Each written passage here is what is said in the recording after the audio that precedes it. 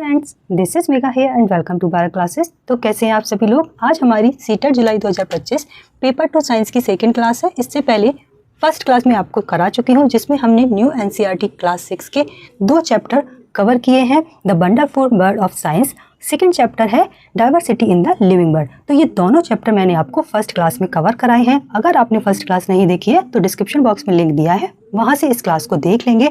और आप लोग इन क्लासेस को जरूर फॉलो करना, क्योंकि सीटेट जुलाई 2025 एग्जाम के लिए जो साइंस की तैयारी है वो मैं बिल्कुल बेसिक से करा रही हूँ, जिससे कि आपकी तैयारी तो अच्छी हो ही जाएगी, साथ के साथ आगे की जो क्लासेस हैं उनके कॉन्सेप्ट आपको क्लियर हो जाएंगे। क्योंकि जब आप तैयारी बेसिक से करेंगे तो आपका बेस स्ट्रॉन्ग हो जाएगा और आपको हेल्प मिलेंगे सभी चीज़ें समझने में। तो इन क्लासेस को आप लोग जरूर फॉलो करना। अब हम देखेंगे कि आज की क्लास में हम कौन से चैप्टर कवर करने वाले हैं।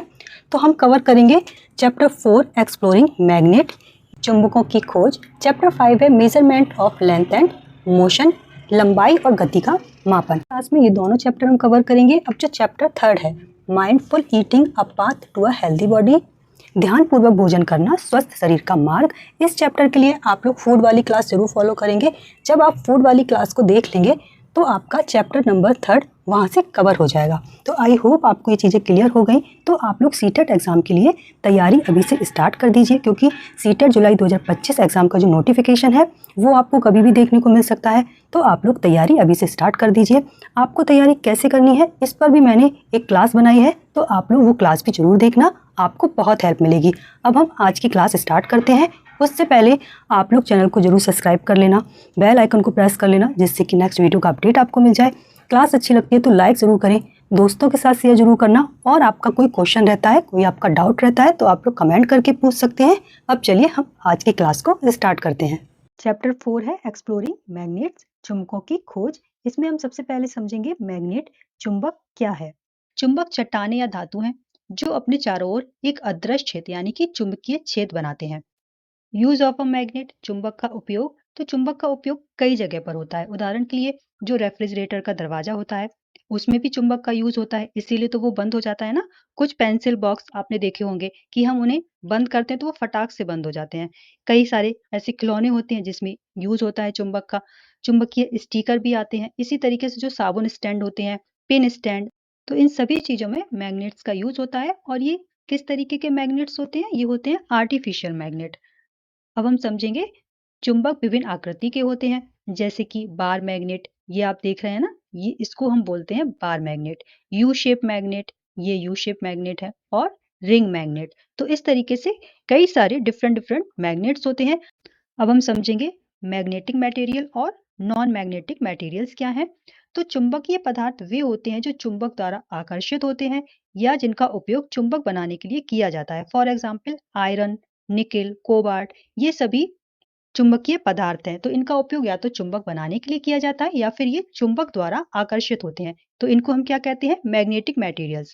और नॉन मैग्नेटिक मटेरियल्स क्या है?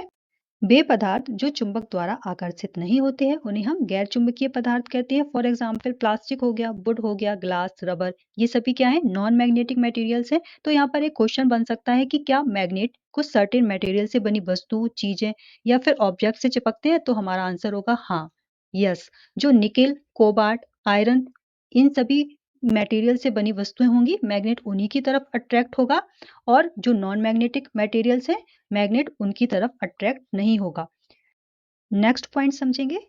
अब यहाँ पर एक क्वेश्चन और बनता है कि क्या चुंबक के सभी भाग चुंबकीय पदार्थ को समान रूप से आकर्षित करते हैं? तो हमारा आंसर होगा नहीं। चुंबक के सभी भाग चुंबकीय पदार्थों को समान रूप से आकर्षित नहीं करते हैं, बल्कि जो चुंबक के सिरे होते हैं ना, जो ध्रुव होते हैं चुंबक के, वो मजबूत भाग होते हैं और चुंबकीय पदार्थ को सबसे ज्यादा आकर्षित करते हैं। जो आप ये बार मैग्नेट देख रहे हैं ना, इसके जो सिरे होंगे वहां पर चुंबक ज्यादा आकर्षित होगी कंपेयर टू सेंटर पार्ट। तो इसे हम एक एक्टिविटी के थ्रू भी समझ सकते हैं, या क्लास में बच्चों को एक्टिविटी करके इस कॉन्सेप्ट को क्लियर किया जा सकता है। जैसे कि आप किसी पेपर पर आयरन के छोटे छोटे, बहुत छोटे छोटे पीसेस को ले लीजिए और आप एक बार मैग्नेट ले लीजिए और उस पर इन पीसेस को स्प्रेड कर दीजिए, यानी कि फैला दीजिए। फिर आप केयरफुली ऑब्जर्व करेंगे, आप देखेंगे कि जो आयरन के पीसेस थे ना, वो बार मैग्नेट के पोल्स या फिर हम जिसको बोलते हैं end of the bar magnet, वहां पर ज्यादा अट्रैक्ट होगी। सेंटर में उतना ज्यादा अट्रैक्ट नहीं होगी जितना पोल्स पर अट्रैक्ट होगी। तो जो ये एंड है ना मैग्नेट के, इन्हीं को हम क्या बोलते हैं? पोल्स कहते हैं। और प्रत्येक मैग्नेट्स में 2 पोल्स होते हैं जिसे हम नॉर्थ पोल और साउथ पोल कहते हैं। इधर आप पिक्चर्स में भी देख सकते हैं, एक तरफ N लिखा होता है और दूसरी तरफ S दिया रहता है। अब middle part of the magnet has weaker magnetic force compare to the poles. चुंबक के मध्य भाग में ध्रुवों की तुलना में कमजोर चुंबकीय बल होता है। नेक्स्ट पॉइंट देखेंगे तो ये हमने समझ लिया कि सभी चुंबक में 2 ध्रुव होते हैं, उत्तरी ध्रुव और दक्षिणी ध्रुव। अब यहाँ पर आपका एक क्वेश्चन बन जाता है कि क्या हमें कोई ऐसा मैग्नेट मिल सकता है जिसमें एक ही पोल हो, नॉर्थ या साउथ? क्या ऐसा हो सकता है? तो आपका आंसर होगा इट इज नॉट पॉसिबल। अगर आप एक छड़ चुंबक को 2 टुकड़ों में या छोटे से छोटे पीसेस में भी तोड़ देते हैं ना, तो भी प्रत्येक टुकड़े में एक नॉर्थ पोल होगा और दूसरा साउथ पोल होगा। तो यहाँ पर यही दिया गया है कि चुंबकीय ध्रुव हमेशा जोड़े में होते हैं। यदि एक छड़ चुंबक को 2 टुकड़ों में तोड़ भी दिया जाए तो प्रत्येक टुकड़े में एक उत्तरी और दूसरा दक्षिणी ध्रुव होगा। नेक्स्ट पॉइंट है, चुंबक के सिरों के पास चुंबकीय आकर्षण अधिकतम होता है। इन सिरों को चुंबकीय ध्रुव कहते हैं। अब हम समझेंगे फाइंडिंग डायरेक्शन। मतलब कि अगर आपको किसी मैग्नेट की डायरेक्शन पता करनी है तो आप कैसे पता करेंगे? तो इसको हम एक एक्टिविटी के थ्रू समझेंगे। आप एक बार मैग्नेट ले लीजिए और उसको किसी छड़ की सहायता से फ्रीली सस्पेंडेड करना है, यानी कि उसको टांग देना है, जैसा कि आप इमेज में देख सकते हैं। फिर मैग्नेट को थोड़ा सा हिला दीजिए और उसको रेस्ट में आने तक देखना है कि किस पोजीशन में रुकता है। तो जो मैग्नेट है वो हमेशा नॉर्थ साउथ डायरेक्शन में ही रुकेगा, आप उसको चाहे कितना ही हिला डुला लीजिए। देखिए, अगर हम सन की डायरेक्शन को पता कर लें, हम सभी को पता है कि सन ईस्ट में निकलता है और वेस्ट में डूबता है। तो अब 2 डायरेक्शन बची, नॉर्थ और साउथ। तो ये एक्टिविटी आप किसी आयरन पीस के साथ भी करके देख सकते हैं। तो आप देखेंगे कि जो आयरन का पीस था वो किसी भी डायरेक्शन में रुकेगा। तो इससे हम ये समझ गए कि जो मैग्नेट है वही केवल नॉर्थ साउथ डायरेक्शन में रुकता है। तो आपके मन में यहाँ पर एक क्वेश्चन आ सकता है कि जो मैग्नेट है वही हमेशा क्यों नॉर्थ साउथ डायरेक्शन में रुकता है और किसी डायरेक्शन में क्यों नहीं रुकता है? तो यहाँ पर मैं आपको ये बता दूं कि जो हमारी अर्थ होती है ना, यानी जो हमारी पृथ्वी है, वो एक जाइंट मैग्नेट की तरह वर्क करती है। जाइंट का मतलब है बड़े से, विशाल मैग्नेट की तरह वर्क करती है। तो मैग्नेट का एक रिलेशन होता है हमारी अर्थ के मैग्नेटिक फील्ड के साथ। देखिए, ये जो मैं आपको एक्स्ट्रा पॉइंट बता रही हूँ, या तो आप याद रखेंगे, नहीं तो आप कहीं नोट कर लेना। अदरवाइज जो मैं आपको क्लास की पीडीएफ शेयर करूंगी टेलीग्राम पर, उसमें मैं आपको मेंशन कर दूंगी। अब हम नेक्स्ट समझेंगे मैग्नेटिक कंपास। तो ये आप सभी ने देखा होगा, आप सभी ने यूज किया होगा। जब हम छोटी क्लासेस में थे तो इस तरीके का कंपास हम यूज किया करते थे। तो इसको हम थोड़ा समझेंगे। ये एक छोटा कांच का बॉक्स होता है जिसमें ये एक चुंबकीय सुई लगी होती है जो हमेशा नॉर्थ साउथ डायरेक्शन में रहती है। आपने ऑब्जर्व किया होगा कि जो इसकी नॉर्थ साइड होती है ना, वो लाल रंग से उसको रंग दिया जाता है जिससे कि उत्तर दक्षिण ध्रुव की पहचान हो सके। इसलिए इस सुई का उपयोग करके उत्तर और दक्षिण दिशाओं की पहचान की जाती है। अब नेक्स्ट हम समझेंगे how can we make our own magnetic compass या मैग्नेट। हम अपना खुद का मैग्नेटिक कंपास या मैग्नेट कैसे बना सकते हैं? तो देखते हैं। इसके लिए हमें कुछ चीजों की जरूरत होगी। एक कॉर्क का एक टुकड़ा या फिर कोई भी ऐसी हल्की चीज जो पानी में तैर सके। लोहे की एक सिलाई सुई, इसकी जगह आप एक आयरन का पीस भी ले सकते हैं। एक स्थायी बार चुंबक, एक कांच का कटोरा और पानी। फिर लोहे की सिलाई सुई को लकड़ी की मेज पर रखें। फिर चुंबक के किसी एक ध्रुव को सुई के एक छोर पर रखें। चुंबक को सुई पर उसकी लंबाई के साथ घुमाएं, जैसा कि फिगर में आपको दिया गया है।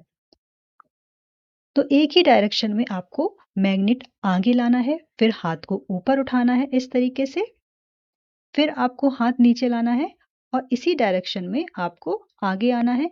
आपको बैक नहीं जाना है, हाथ को उठाना है, वापस से नीचे आना है और फिर एक ही डायरेक्शन में हाथ आप आगे लाएंगे। This process at least 30 to 40 times, ऐसा हमें 30 से 40 बार करना है। फिर इसके बाद आप आयरन की फिलिंग, सेफ्टी पिन या ऐसा कुछ भी जो मैग्नेट को अट्रैक्ट करता हो वो आप लेकर आइए। तो आप देखेंगे कि ये चीजें जो है वो अट्रैक्ट कर रही हैं, सुई को आकर्षित कर रही हैं। तो इसका मतलब क्या है कि सुई चुंबक बन गई है, हमारा जो मैग्नेट है वो हमने क्रिएट कर लिया है। फिर हम सुई को इस तरीके से पास ऑन कर देंगे या फिर हल्की चीज पर रख देंगे और हम उसकी डायरेक्शन को फाइंड आउट करेंगे कि जो डायरेक्शन है सुई की वो क्या होगी। तो हम देखेंगे कि जो सुई है वो हमेशा नॉर्थ साउथ डायरेक्शन में रुकेगी।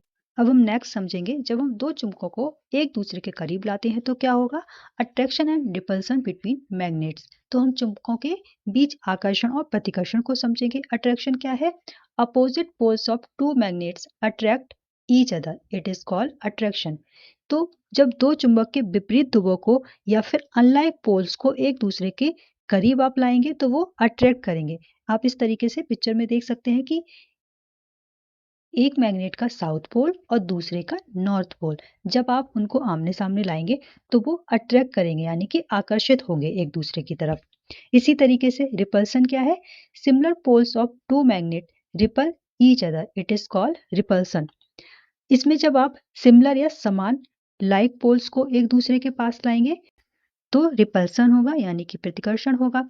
जब आप एक मैग्नेट का नॉर्थ पोल दूसरे मैग्नेट की नॉर्थ पोल के सामने ले जाएंगे तो वो एक दूसरे से दूर जाएंगे। और इस एक्टिविटी के थ्रू, यानी कि रिपल्सन के थ्रू, हम ये समझ सकते हैं कि जो चुंबक की पहचान है वो प्रतिकर्षण के गुण की पहचान से की जा सकती है। मतलब कि अगर कोई आयरन का पीस होगा तो वो अट्रैक्ट कर जाएगा, उसमें अट्रैक्शन का गुण तो होगा लेकिन रिपल्सन का गुण नहीं होगा। लेकिन अगर मैग्नेट है तो उसमें रिपल्सन और अट्रैक्शन दोनों गुण मौजूद होंगे। तो आई होप आप लोगों को ये क्लियर हो गया होगा। नेक्स्ट हम समझेंगे, तो हमने ये समझा था कि जो कंपास की सुई है वो भी एक चुंबक है। यदि चुंबक को इसके करीब लाया जाए तो क्या यह वही व्यवहार दिखाएगी जो चुंबक दिखाती है। तो हाँ, जब चुंबक को कंपास सुई के करीब लाया जाता है तो वो भी विक्षेपित हो जाएगी, यानी कि डिफ्लेक्ट करेगी। इस तरीके से आप देख सकते हैं, जब मैग्नेट का नॉर्थ पोल इसके नॉर्थ पोल से, यानी कि कंपास की सुई के नॉर्थ पोल से सामने लाया गया तो ये दूर चला गया, और जब साउथ पोल को नॉर्थ पोल के पास लाया जा रहा है तो ये अट्रैक्ट हो रहा है।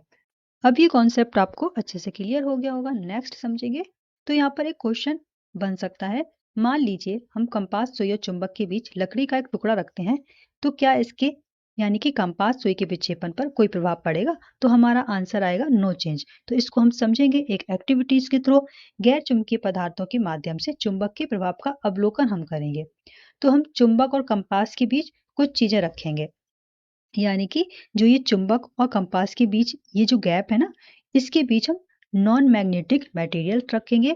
क्या क्या रखेंगे, वुड रखकर देख सकते हैं, कार्डबोर्ड देख सकते हैं, प्लास्टिक, ग्लास, ये सभी कैसी चीजें हैं, नॉन मैग्नेटिक चीजें हैं ना। तो जब हम इनको चुंबक और कंपास के बीच रखेंगे तो हम देखेंगे वहां पर कोई चेंज नहीं आ रहा है। Magnetic effect pass through would, cardboard, plastic, glass. तो इस तरीके से हमने क्या निष्कर्ष निकाला कि जो चुंबकीय प्रभाव है वो गैर चुंबकीय पदार्थों के माध्यम से भी कार्य कर सकता है। तो आप ये पॉइंट याद रखेंगे कि जो चुंबक है वो गैर चुंबकीय पदार्थों के माध्यम से भी कार्य करता है। अब देखिए, इस तरीके से हम पिक्चर्स के थ्रू भी समझ सकते हैं। तो किस किसने अपने बचपन में ऐसा किया है, कमेंट करके जरूर बताएं। मैंने भी किया है इस तरीके का फन मैग्नेट के साथ। अगर आपने भी किया है तो आप कमेंट करके जरूर बताएं। हम क्या करते थे कि जो ग्लास होता है ना कांच का, उसमें हम पिन डाल देते थे। फिर हम क्या करते थे, एक मैग्नेट की हेल्प से उसको हम ऊपर निकाल लेते थे बिना टच किए। इसमें भी ये बच्ची जो मैग्नेट है उसके थ्रू इन पिंस को अट्रैक्ट कर रही है, जबकि इसने बीच में कार्डबोर्ड लगाया हुआ है। इसी तरीके से हम मैच बॉक्स की दो गाड़ी बना लेंगे और उस पर जो बार मैग्नेट है उसके लाइक पोल्स को आमने सामने रख देंगे तो ये गाड़ी चलने लगेगी। तो हमने ये समझ लिया कि जो नॉन मैग्नेटिक मटेरियल है उनके थ्रू भी जो मैग्नेट का इफेक्ट है वो पास हो सकता है। अब हम नेक्स्ट समझेंगे, अब हम समझेंगे how to keep the magnet safe. चुंबकों को सुरक्षित कैसे रखा जाना चाहिए। तो उन्हें सुरक्षित रखने के लिए बार चुंबकों को उनके विपरीत ध्रुवों को एक ही तरफ रखते हुए जोड़े में रखना चाहिए। इस तरीके से आप पिक्चर्स में देख सकते हैं कि जो मैग्नेट है उनकी अनलाइक पोल्स को हम सेम साइड रखेंगे। अगर एक साइड साउथ है तो दूसरी साइड नॉर्थ होना चाहिए, और बीच में उनकी एक लकड़ी का टुकड़ा रखा जाना चाहिए, और साइड में इस तरीके से जो आयरन का नर्म टुकड़ा होता है ना उसको लगा देते हैं। आयरन के पीस को यहाँ पर लगा देते हैं दोनों साइड पर। इस तरीके से अगर हम चुंबक को रखेंगे तो मैग्नेट्स अपनी प्रॉपर्टीज नहीं खोते हैं। इसी तरीके से अगर घोड़े की नाल के आकार का चुंबक है तो उसके ध्रुवों के बीच में लोहे का एक टुकड़ा रखा जाना चाहिए। अब इसी तरीके से अगर हम चुंबक को गर्म करेंगे, उस पर हथौड़ा मारेंगे और जोर से गिराएंगे तो भी उसकी प्रॉपर्टीज खो सकती हैं। तो हमें कभी भी चुंबक को गर्म नहीं करना है, ना ही उसको ऊपर से तेजी से फेंकना चाहिए। और ना ही उसको हथौड़े से पीटना चाहिए। तो इस तरीके से हम समझ सकते हैं कि हमें मैग्नेट के साथ फन करना है, एंजॉय करना है, लेकिन हमें उसकी केयर भी करनी चाहिए। तो यहाँ पर हमारा जो चैप्टर 4 है एक्सप्लोरिंग मैग्नेट वो कंप्लीट होता है। अब अगर आपको कोई डाउट है, कोई क्वेश्चन है, तो आप सभी कमेंट करके पूछ सकते हैं। अब हम देखेंगे अपना नेक्स्ट टॉपिक। चैप्टर नंबर 5 है measurement of length and motion. तो इसमें सबसे पहले हम ये समझेंगे कि जो स्टैंडर्ड यूनिट है उसको कैसे सेट किया गया है, ऐसा यूनिट क्या है और कहाँ से डेवलप हुई है। तो अक्टूबर 1960 में वजन और माप पर 12वें आम सम्मेलन में इकाइयों की एक अंतरराष्ट्रीय प्रणाली को अपनाया गया, क्योंकि हर जगह पर मेजरमेंट के लिए अलग अलग चीजें यूज होती थी। जैसे कि हमारे इंडिया में लोग हैंड स्पान, हाथ के पंजे से, जिसे हम एक बीता बोलते हैं, आर्म स्ट्राइड, फुट स्पान, तो इन सभी बॉडी पार्ट्स का यूज करते थे मेजरमेंट के लिए। इसी तरीके से अलग अलग कंट्री में अलग अलग चीजें थी, तो दुनिया भर में एक रूपता बनी रहे, इसलिए स्टैंडर्ड यूनिट को सेट किया गया, जिसको हम the international system of unit यानी कि ऐसा यूनिट कहते हैं। तो मेजरमेंट क्या है? किसी चीज का आकार, लंबाई या मात्रा निर्धारित करने की एक प्रक्रिया है। तो लेंथ को नापने की ऐसा यूनिट क्या है? मीटर। चाहे आप दुनिया के किसी भी कोने में चले जाएं, अगर आप लेंथ नापेंगे तो वो मीटर में ही नापेंगे। इसे हम स्मॉल एम से डिनोट करते हैं। ठीक है, इसका प्रतीक क्या है? Small M. तो एक मीटर को 100 इक्वल डिवीजन में डिवाइड किया तो इसे हम क्या कहते हैं? Centimetre. 1 metre is equal to 100 centimetre.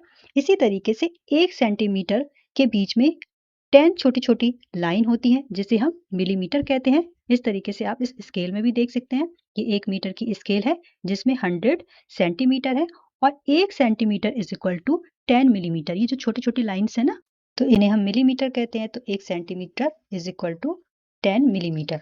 तो क्या बड़ी डिस्टेंस को नापने के लिए भी हम मीटर स्केल्स का यूज कर सकते हैं? तो हमारा आंसर होगा नहीं। जो बड़ी दूरी होती है ना, उसको मापने के लिए मीटर कोई सुविधाजनक इकाई नहीं है। हम लंबाई की एक बड़ी इकाई को परिभाषित करते हैं, तो इसको हम किलोमीटर कहते हैं। तो 1 kilometre is equal to 1000 metre. तो ये सभी आप याद रखना। तो अलग अलग चीजों को मापने के लिए हम अलग अलग चीजों का यूज करते हैं, जैसे कि छोटी चीज रबर, पेंसिल या फिर हम शॉर्पनर, इन सभी को मापेंगे तो हम स्केल से भी माप सकते हैं। ठीक है, तो टेलर जो होते हैं वो अपने पास एक टेप रखते हैं। इसी तरीके से पेड़ की अगर हमें गोलाई नापनी है तो हम किसी फ्लेक्सिबल टेप का यूज करेंगे। अगर हमें कोई कर्व वाली लाइन नापनी है तो हम क्या करेंगे? मान लीजिए जैसे कि आपके घर में इस तरीके की कोई डिजाइन बनी हुई है और आपको दिवाली के लिए झालर इसमें लगानी है, तो आप इसको कैसे नापेंगे? आप कैसे मेजर करेंगे कि हम कितनी झालर लेकर आए जो यहाँ पर फिट हो जाए? तो आप इसको नापेंगे एक थ्रेड की सहायता से, यानी कि जो फ्लेक्सिबल टेप आता है, फीता आता है, या फिर आप धागे से भी नाप सकते हैं। आप धागे को उसके बाद सीधा कर लीजिएगा और फिर एक स्केल की हेल्प से इसकी लंबाई मापी जा सकती है। तो यही हमें बताया है यहाँ पर, और आप इस तरीके से यहाँ पर फोटो में भी समझ सकते हैं। इसी तरीके से आपने देखे होंगे जो लोहे के गेट होते हैं ना घरों में, उनके बीच में भी डिजाइन होती है, तो उसको कैसे मापते हैं कि कितनी डिजाइन बनानी है, कैसी बनानी है? तो इसको भी हम थ्रेड की या जो भी फ्लेक्सिबल टेप आते हैं उनकी हेल्प से नापते हैं। तो आप याद रखेंगे, ये इंपॉर्टेंट है। अब हम मोशन समझेंगे, मतलब कि मूवमेंट। यह वस्तु की वह अवस्था है जिसमें वे गतिमान रहती हैं। तो वस्तु की वह अवस्था जिसमें वे गतिमान रहती हैं, अर्थात समय के साथ बदलती रहती हैं, तो इसे हम क्या कहेंगे? मोशन कहेंगे। हम कहेंगे कि वस्तु मूवमेंट कर रही है, यानी कि मूवमेंट हो रहा है। और इसके अपोजिट यदि कोई चीज लंबे समय तक, यानी कि कितना भी टाइम हो जाए, वो मूव नहीं कर रही है, तो इट मीन्स कि वो रेस्ट पर है। अब हम समझेंगे types of motion. Motion is classified into linear, circular और ओसिलरी मोशन। इन सभी को हम एक एक करके समझेंगे। फर्स्ट है लीनियर मोशन।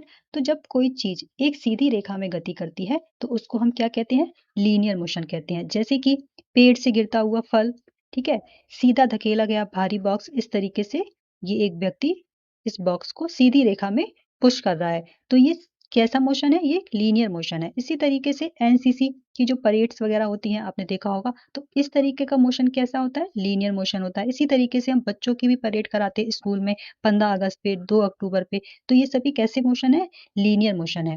नेक्स्ट है सर्कुलर मोशन। तो जब कोई वस्तु वृत्ताकार पथ पर घूमती है, यानी कि सर्कुलर मोशन होता है किसी चीज में, राउंड राउंड घूमती है कोई चीज। जैसे कि आपने ये झूला देखा होगा, मैरी गो राउंड वाला, इस तरीके से इस पर बच्चे छोटे-छोटे बच्चे बैठ जाते हैं और उनको राउंड राउंड घुमाया जाता है। तो ये किस तरीके का मोशन है? सर्कुलर मोशन है। नेक्स्ट है ऑसिलरी मोशन। तो जब कोई वस्तु किसी फिक्स्ड पॉइंट से आगे पीछे की ओर गति करती है, तो वो किस तरीके की गति होती है? दोलन गति होती है। इस तरीके के झूले होते हैं ना, बच्चे झूलते हैं, स्विंग करते हैं। तो किसी फिक्स्ड पॉइंट से जब कोई वस्तु आगे पीछे की तरफ गति करती है, तो उसे हम ऑसिलरी मोशन कहते हैं। इसी तरीके से आपने घड़ी देखी होगी, उसका पेंडुलम होता है। इस तरीके से वो घड़ी पे आगे पीछे गति करता है ना, तो ये भी ऑसिलरी मोशन हो गया। अब एक एक्टिविटी आप लोगों ने भी की होगी अपने स्कूल या कॉलेज टाइम पर कि हम बहुत सारी बुक रख लेते थे और उसमें एक स्केल को दबा देते थे और उसका जो आगे का पार्ट होता था ना, वो हम बाहर निकाल लेते थे। फिर उसको हम एक फिंगर की हेल्प से दबाते थे, यानी कि पुश करते थे एक तरफ से, तो वो आगे पीछे वाइब्रेट करती थी। वो जो स्केल होती थी वो आगे पीछे वाइब्रेट करती थी, तो वो भी कैसा एग्जाम्पल है? ऑसिलरी मोशन का एग्जाम्पल है। अब नेक्स्ट हम समझेंगे रेफरेंस पॉइंट क्या होता है, ये देखेंगे और ये इंपॉर्टेंट है, अच्छे से समझेंगे आप सभी इसको। किसी वस्तु की स्थिति का वर्णन करने के लिए प्रयुक्त एक निश्चित वस्तु या बिंदु, उसको हम कहते हैं रेफरेंस पॉइंट। तो किसी एक फिक्स पॉइंट से हम जब दूरी को नापते हैं, तो उसे हम कहते हैं रेफरेंस पॉइंट। जैसे कि आपके घर से रेलवे स्टेशन कितनी दूरी पर है, तो आपने अपने घर से नापा रेलवे स्टेशन को, तो आपका घर क्या हुआ? रेफरेंस पॉइंट हुआ। अब हम इसे इस पिक्चर के थ्रू भी समझेंगे कि ये जो बच्चे हैं, ये प्लेग्राउंड में कबड्डी कोर्ट तैयार कर रहे हैं। तो इन्होंने यहाँ पर एक फिक्स पॉइंट से लाइन को बनाना शुरू किया है, यानी कि इन्होंने सबसे पहले रेफरेंस पॉइंट सेट कर लिया है। इस रेफरेंस पॉइंट से उनको ये हेल्प मिलेगी कि कौन सी लाइन कैसे और कहाँ ड्रॉ करनी है। राइट में लाइन कितनी बड़ी होगी, लेफ्ट में कितनी बड़ी होगी और कहाँ से कहाँ तक क्या डिस्टेंस होगा। तो रेफरेंस पॉइंट इंपॉर्टेंट होता है, किसी भी चीज की पोजीशन को डिस्क्राइब करने के लिए हम यूज करते हैं। अब इस पिक्चर्स के थ्रू भी हम समझेंगे कि हमने एक गाय को इस पेड़ के पास चरने के लिए छोड़ दिया था। तो ये गाय क्या है? इस पेड़ से दूर जा रही है, मतलब कि ये चरने के लिए आगे पीछे तो जाएगी ना, मूव करेगी अपनी जगह से। तो रेफरेंस पॉइंट क्या है? पेड़। जहां पर हमने गाय को छोड़ा था, तो हमारा जो रेफरेंस पॉइंट हो जाएगा वो क्या हो जाएगा? पेड़। तो आई होप आप लोगों को ये क्लियर हो गया होगा। अब यहाँ पर हमारे दोनों चैप्टर कंप्लीट होते हैं। तो अब अगर आपका कोई डाउट है, कोई क्वेश्चन है, तो आप लोग कमेंट करके पूछ सकते हैं। और अगर आप लोगों को क्लास अच्छी लगी है, तो लाइक ज़रूर करना, दोस्तों के साथ शेयर ज़रूर करना और चैनल को सब्सक्राइब ज़रूर कर लेना, बेल आइकन को प्रेस कर लेना, जिससे कि नेक्स्ट वीडियो का अपडेट आपको मिल जाए। अब हम मिलते हैं नेक्स्ट क्लास में, तब तक बाय बाय, टेक केयर।